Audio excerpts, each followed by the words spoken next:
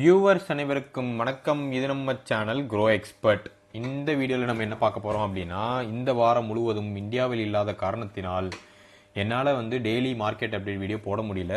So but still கண்டினியூஸாக video போட்டுட்டு இருந்தோம். மார்க்கெட்டில் என்ன ஸ்டாக் கன்சிடர் பண்ணணும், mid caps, different investment strategy பற்றி.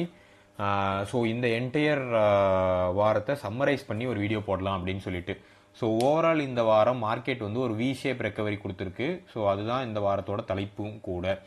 ஸோ இந்த வீடியோ ஃபுல்லாக பார்க்குறதுக்கு முன்னாடி நம்ம சேனலை சப்ஸ்கிரைப் பண்ணாமல் வீடியோ பார்க்குறீங்க அப்படின்னா, share market, investment, financial growth, personal growth, இந்த மாதிரி லைஃப்பில் முன்னேற்றங்களுக்குரிய விஷயங்களை பேசுகிறதுக்கு நம்ம சேனலை மறக்காமல் சப்ஸ்கிரைப் பண்ணிடுங்க. நாம் 500 ஃபேமிலி ரீச் பண்ணுறதுக்கு வெகு பக்கத்தில் வந்துட்டோம். ஸோ 500 ஃபேமிலியாக சீக்கிரம் மாறிடுவோங்கிறது எக்ஸ்பெக்டேஷனாக இருக்குது. ஸோ வீடியோக்குள்ளே டேரெக்டாக போகலாம். ஸோ ஓவரால் மார்க்கெட் ரொம்ப கூல் டவுன் ஆயிருக்குன்னு தான் சொல்லணும். இன் டேர்ம்ஸ் ஆஃப் இயர் பொறுத்த வரைக்கும் விஏஎக்ஸ் இண்டெக்ஸ் 13.05 பெட்டராக இருக்குன்னு நான் சொல்லுவேன். அண்ட் சென்செக்ஸ் பொறுத்த வரைக்கும் ஆல்மோஸ்ட் ஓவரால் ஆன ஆவரேஜாக 10% கிட்ட இன்க்ரீஸ் ஆயிருக்கு. அண்ட் நிஃப்டி 50யுமே 14% கிட்ட ஓவரால் மூவ் ஆயிருக்கு வீக் பர்ஸ்பெக்டிவில் பார்க்கும்போது.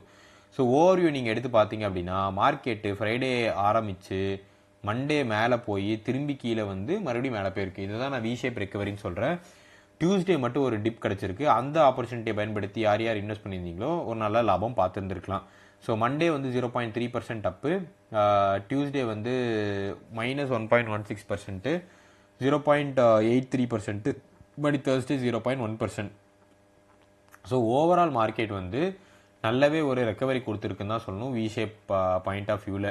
ஸோ பேங்க் அண்ட் ஃபினான்ஷியல் பாசிட்டிவாக இருந்திருக்கு, ஃபார்மா அண்ட் ஹெல்த் பாசிட்டிவாக இருந்திருக்கு, ஆட்டோ ரெக்கவரியாக இருக்குது, மெட்டல், பவர் யூட்டிலிட்டிஸ், டிஃபென்ஸ் கொஞ்சம் மிக்ஸ்டாக இருக்குது. ஸோ ப்ரிடாமினண்ட்டான மார்க்கெட் நியூஸ் நீங்கள் எடுத்து பார்த்தீங்கன்னா, US Iran tension almost is out ஆயிடுச்சுன்னு சொல்லணும். ஸோ ஓவரால் அவங்க சார்ட் ஆஃப் ஒரு கட்டத்துக்கான அக்ரிமெண்ட் வந்துட்டாங்க. ஸோ இதனால் க்ரூட் ஆயில் மேலே இருந்த ஃபியர் குறைஞ்சி ருப்பி கொஞ்சம் ஸ்ட்ரென்தன் ஆயிருக்குன்னு சொல்லணும். க்ரூட் ஆயிலோட ப்ரைஸ் கிராஷ் ஆயிருக்கு. ஸோ ஸ்டேட் ஆஃப் ஹார்மோஸில் இருந்து சில டேங்கோட மூவ்மெண்ட்டும் நடக்க ஆரம்பிச்சிருச்சு. சில இது கண்டிப்பாக இப்போ வெசல்ஸ் எல்லாம் மூவ் ஆக ஆரம்பிச்சிருச்சு. அதில் இந்தியாவோட வெசல்ஸும் கொஞ்சம் ப்ரிடாமினண்ட்டாக இருக்குது. ஸோ இது இந்தியாவோட ஆயில் ப்ரைஸை கம்மி பண்ணுறதுக்கான வழிவகுக்குன்னு தான் சொல்லணும். ஸோ ஓவரால் யூஎஸோட டெக் இண்டஸ்ட்ரியே கண்ணாப்பின்னான்னு அடி வாங்கியிருக்கு. ப்ரிடாமினண்ட் அதுக்கு பின்னாடி இருக்க reason ஏஐயோட chip shortage கன்சர்னால.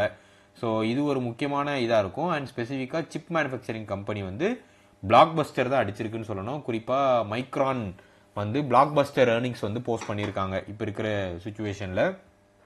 And overall India பொறுத்த வரைக்கும் இந்தியாவோட பிஎம்ஐ, ஸோ மேனுஃபேக்சரிங் இண்டெக்ஸ் பொறுத்த வரைக்கும் 17 மாதத்துக்கான லோ போயிருச்சு. ஆல்ரெடி 15.73, 15.98 இருந்து இப்படியே கண்டினியூ ஆச்சுன்னா 54.5 போகிறதுக்கான வாய்ப்பும் இருக்குது. ஸோ இது ஒரு லாங் டேர்மில் ஒரு பயம் இருக்குது. இந்தியாவில் மேனுஃபேக்சரிங் எப்படி இருக்குன்னு சொல்லிட்டு நம்ம இம்போர்ட் பண்ணிகிட்டே இருக்கிறது நம்ம நாட்டுக்கு நல்லதே கிடையாது. ஏன்னா டாலர்ஸ் நிறைய வெளியே போகும், க்ரோத் இருக்காது. ஸோ மேனுஃபேக்சரிங் பிஎம்ஏ இந்தியாவோட க்ரோத்தை டிஃபைன் பண்ணும். அது கொஞ்சம் வீக்கன் ஆயிருக்குன்னு தான் சொல்லணும். ஸோ இந்த இந்தியா யூஎஸோட ட்ரேட் டீல் கொஞ்சம் ஆப்டிமைஸ்டாக முடிஞ்சிருக்கு. இதில் இந்தியாவோட எக்ஸ்போர்ட்டுக்கான டேரிஃப் 50%லேருந்து 18%க்கு கட் ஆஃப் பண்ணுறதான அக்ரிமெண்ட் இருக்குது. ஸோ இது இப்போ எக்ஸ்போர்ட் மார்க்கெட்டில் இன்னும் ரெவன்யூ பூஸ்டப் பண்ணுங்கிற எக்ஸ்பெக்டேஷன்ஸ் நிறையா இருக்குது. ஆர்பிஐ புதுசாக நிறைய பாலிசி சேஞ்ச் எடுத்துகிட்டு இருக்காங்க. அண்ட் அதில் குறிப்பாக ஒன்று, ஃபாரின் கரன்சி டெபாசிட்டுக்கு அகேன்ஸ்டாக லோன் தரோம் அப்படின்னு சொல்லிட்டு ஒரு லோன் எடுத்துருந்துருக்காங்க. ஆர்பிஐ பல விதத்தில் எப்படியாவது டாலர்ஸை உள்ளே எடுத்துகிட்டு வர முடியாதா அப்படிங்கிறத அவங்க பார்த்துட்டு இருக்காங்க. ஸோ இது ஒரு முக்கியமான ஸ்ட்ராட்டஜிக்கல் மூவாக இருக்குது. பார்க்கலாம் இந்த மூவ் எப்படி போய் முடியுதுன்னு சொல்லிட்டு. So overall GDP forecast cut short ஆகிறதுக்கான வாய்ப்பு இருக்குது இந்தியாவுக்கு. ஸோ இதை இப்போவே ப்ரெடிக்ட் பண்ணியிருக்காங்க.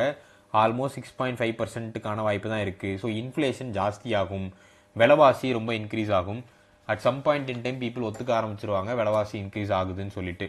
ஸோ எஃப்ஐஎஸ் கொஞ்சம் ரஃபாக கொஞ்சம் இன்வெஸ்ட்மெண்ட் பண்ணியிருக்காங்க மண்டேல 4859 கோடி கிட்ட. ஸோ இது கொஞ்சம் பாசிட்டிவாக மார்க்கெட்டை பாசிட்டிவாக மூவ் பண்ணியிருக்கு. பாரதி ஏர்டெல் பொறுத்த வரைக்கும் அவங்களோட பேலன்ஸ் ஷீட்டை கொஞ்சம் க்ளீனப் பண்ணியிருக்காங்க. அண்ட் லாங் டேர்மில் அவங்களோட க்ரோத் பாசிட்டிவாக இருக்குங்கிற நியூஸ் இருக்குது. குறிப்பாக ஆப்ரிக்கன் இந்தியாவோட க்ரோத் இது எல்லாமே ரொம்ப பெட்டராக இருக்குங்கிற எக்ஸ்பெக்டேஷன்ஸ் ஜாஸ்தியாக இருக்குது. ஐஆர்எஃப்சியில் வந்து கவர்மெண்ட் வந்து ஆஃபர் ஃபார் சேலாக 2% ஆஃப் ஸ்டேக்கை வந்து 91 rupees ஃப்ளோருக்கு விற்கிறதா பிளான் இருக்குது. ஸோ இது வந்து ஆல்ரெடி ஓவர் சப்ஸ்கிரைப் ஆகிடுச்சு. 1.86 times வந்து சப்ஸ்கிரைப் ஆகிருக்கு. இது ஐஆர்எஃப்சி மேலே பீப்புள் வச்சிருக்க நம்பிக்கையை குறிக்குது.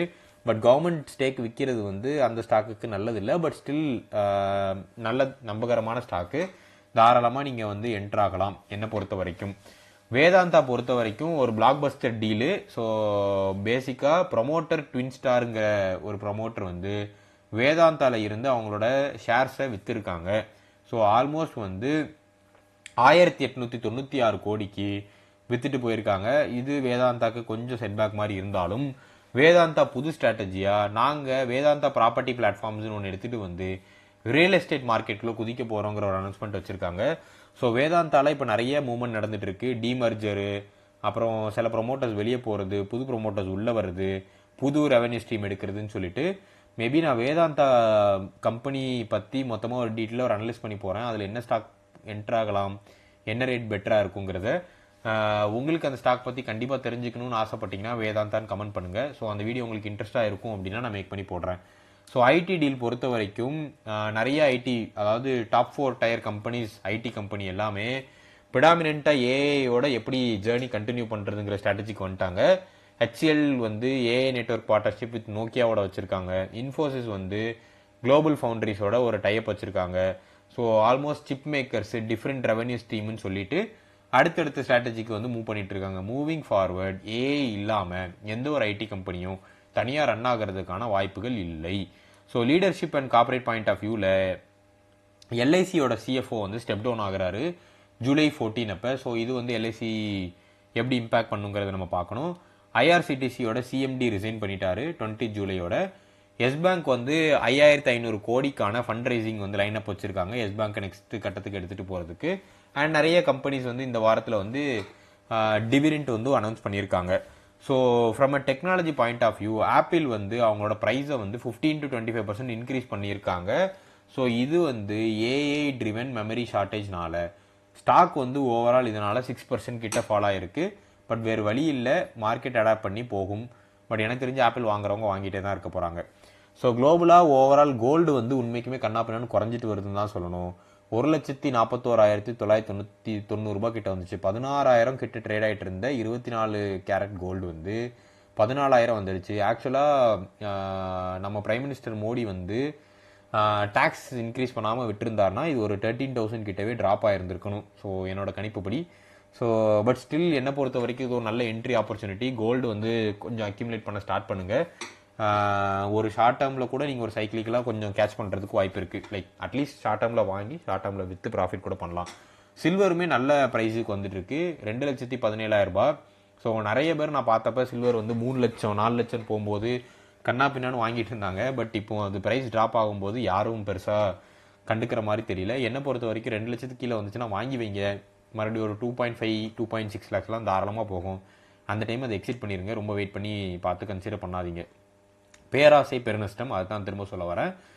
ருபி வந்து உண்மைக்குமே ஸ்ட்ரென்தன் ஆகிட்டு இருக்கு. 94 ஒரு நல்ல ப்ரைஸு. பட் ஸ்டில் 90 rupees கீழே வந்துச்சுன்னா கொஞ்சம் பெட்டராக இருக்கும். க்ரூட் ஆயில் அடிச்சு நோத்திருச்சு 72 ரூபாய் கீழே வந்துருச்சு. கண்டிப்பாக சொல்கிறேன், இப்படியே கண்டினியூ ஆச்சுன்னா க்ரூட் ஆயில் 68 கீழே போயிடும். பட் ஐ திங்க் பெட்ரோல் ப்ரைஸை வந்து அவங்க ரெடியூஸ் பண்ணணும். பட் எனக்கு தெரிஞ்சு கவர்மெண்ட் வந்து ஏற்றுனது தான் சொல்லிட்டு பெட்ரோல் ப்ரைஸை க்ளீனப் பண்ணுவாங்கன்னு எனக்கு தோணலை. ஸோ ஓவர்வியூவாக டாப் மூவர்ஸ் பொறுத்த வரைக்கும் இந்த வீக் பொறுத்த வரைக்கும் Mahindra and Mahindra 3.85, Maruti Suzuki 3.81, indigo 4.6, Relaxo footwear வந்து 12.9. அவங்க வந்து ஷார்ப்பாக சர்ஜாகி ட்ரேட் ஆகிட்டு இருக்காங்க. பட் அதுக்கு பின்னாடி உள்ள ரீசன் நான் எடுத்து பார்க்கணும், என்ன ரீசனால். ICICI bank 1.01. நோட்டபுள் லாஸ் ஆனது வந்து power grid, Bharati electronics, tech Mahindra, Bharti Airtel, Infosys. முக்கியமாக இதில் உங்களுக்கு சொல்ல வர மெசேஜ் என்னென்னா, ஆட்டோ, ஏவியேஷன் இந்த செக்டர் எல்லாமே ரெக்கவர் ஆகுது. ஏன்னா க்ரூட் ஆயில் ப்ரைஸ் எல்லாமே ட்ராப் ஆகுற ரீசன்னால். வேறஸ் எந்தெந்த செக்டார் வந்து இப்போ கொஞ்சம் ஸ்லோ டவுன் ஆகுதுன்னா டிஃபென்ஸ். ஏன்னா இனிமேல் ஓகே வார் போகும்போது டிஃபென்ஸ் ஸ்டாக் எல்லாமே கண்ணாப்பண்ணு ஏறிட்டு இருந்துச்சு, கொஞ்சம் கூல் டவுன் ஆக ஆரம்பிச்சிருச்சு. குறிப்பாக பவர், இன்ஃப்ரா இந்த மாதிரியான ஸ்டாக்ஸும் கூல் டவுன் ஆகுது. அண்ட் ஐடி சொல்லவே தேவையில்லை, டெக்னாலஜி வாலட்டைலாக இருக்கிறதுனால போட்டு அடிச்சிட்டாங்க. ஸ்டாக்ஸ் கொஞ்சம் வாட்ச் பண்ண வேண்டியது ICICI bank, HDFC bank, Bharti Airtel. ஏன்னா பாரதி ஏர்டெல் வந்து ஸ்ட்ராட்டஜிக்கலி ஒரு பெரிய மூவ் நோக்கி போயிட்டு இருக்காங்க. இது ஒரு right time to keep a watch. இப்போ இருக்கிற ப்ரைஸ் வந்து கரண்டாக டூ காஸ்ட்லி. HDFC பேங்க் கண்ணை மூடிட்டு இப்போ இருக்க ப்ரைஸில் கன்சிடர் பண்ணுங்கள். ICICI பேங்க் கொஞ்சம் விழுந்துச்சுன்னா கன்சிடர் பண்ணலாம். மிட் கேப் பொறுத்த வரைக்கும் JSW infra, Tata chemicals, Vedanta. Small cap பொறுத்த வரைக்கும் சின்னதாக ஃபோக்கஸ் பண்ண வேண்டியது ஸ்மால் கேப் சொல்லலை, HCL tech, Infosys and yes bank இது எல்லாத்தையும் கொஞ்சம் ஃபோக்கஸ் பண்ணி காஷியஸாக அணுக வேண்டிய ஸ்டாக்கு IRFC, டாடா ஸ்டீலு, ஐடியில் இருக்கிற major stocks, BEL, power grid. நான் இந்த BEL வந்து நோட் பண்ணி வச்சுருக்கேன். நான் ஆல்ரெடி வீடியோ பார்த்துட்டு இருக்கவங்களுக்கு சொல்லியிருப்பேன், ஸ்டாக்கை வந்து கண்ணை மூட்டு வாங்க வேண்டாம், கொஞ்சம் வெயிட் பண்ணுங்கள், ஸ்டாக் கீழே விழுவும், கன்சிடர் பண்ணலான்னு சொல்லிட்டு. இந்த BEL அண்ட் பவர் கிரிட் பொறுத்த வரைக்கும் இப்போ நிறைய பேர் ப்ராஃபிட் புக் பண்ணிட்டு இருக்காங்க. பட் என்னை பொறுத்த வரைக்கும் இன்னும் கொஞ்சம் விலட்டும், நான் ரைட் டைமில் சொல்லும்போது கன்சிடர் பண்ணுங்கள், பெட்டராக இருக்கும். இந்த வீடியோ உங்களுக்கு கண்டிப்பாக பிடிச்சிருக்கும் நம்பர். எந்த வீடியோ உங்களுக்கு பிடிச்சிருந்துச்சு அப்படின்னா மறக்காம நம்ம சேனலை சப்ஸ்கிரைப் பண்ணிடுங்க அண்ட் வீடியோக்கு ஒரு லைக் பண்ணிடுங்க, ஃப்ரெண்ட்ஸ் ஃபேமிலிக்கு ஷேர் பண்ணுங்கள். அண்ட் நம்ம அடுத்த கட்டம் மூவ் ஆகிறதுக்கு நம்ம சேனலை எப்படி இம்ப்ரூவ் பண்ணுங்கிறத கமெண்ட் பண்ணுங்கள்.